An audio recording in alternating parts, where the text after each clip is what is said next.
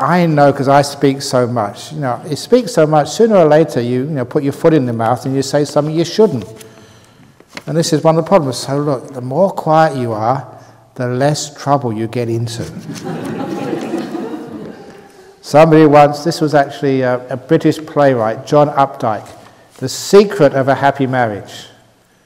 Secret of happy marriage is when you are wrong, admit it. When you're right, shut up. If those of you who have been married, you probably agree with that. Because a lot of times, you speak and it just makes matters worse, so just be quiet.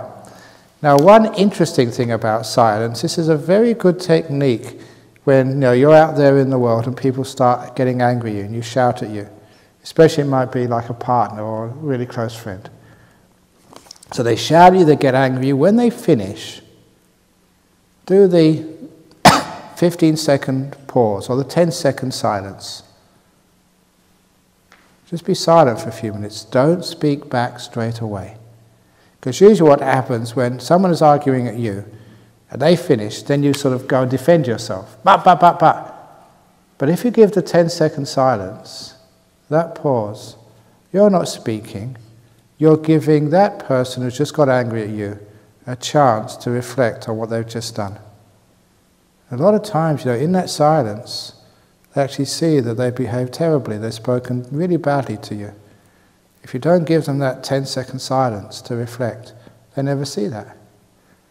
So it's a very skillful means. Someone is shouting, you're getting angry at you. When they finish, you're quiet for 10 seconds. Give them the chance to reflect. And then you can speak afterwards if you want. But usually in those 10 seconds, they realize what a stupid thing they've done. Silence can be very, very powerful. So, there's an old Buddhist saying as well, it is the great rivers flow silently. It is the small streams which make all the noise. So what do you want to be? The big river or the little stream? If you speak too much, your words are just like dirt, they're all over the place. If you only speak a little amount, because of the rarity of your words are like diamonds, they're a treasure. When I first came to Perth, I was number 2 monk, and that's why, just like these monks, they sit quietly. Their job is not to speak, the senior monk does all the talking. So Ajahn Jagwa would give all the talks, would answer all the questions. I was just his attendant. Then after about 9 months, he went to Thailand. So I was the head monk, so I had to speak. And as soon as I started speaking, this young girl, she was about 14, came up to me afterwards and said, "That's amazing, you can speak." I thought you were brain damaged. She said that.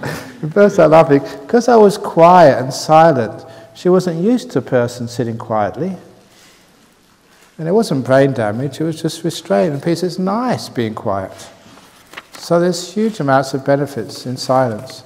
So when you go out, back into the world, don't speak so much. Restrain. And number 1, you don't get into so much trouble. Number 2, when you do speak, people pay more attention to you.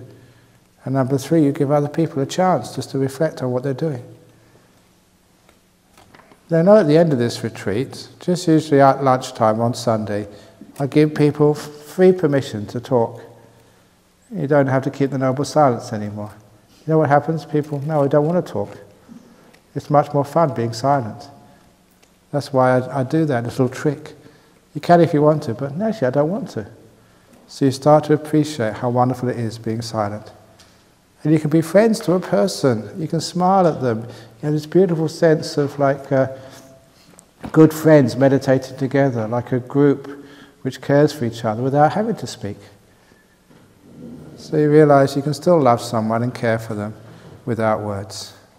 And sometimes that's even more powerful than just sometimes words which are empty and you can't really believe.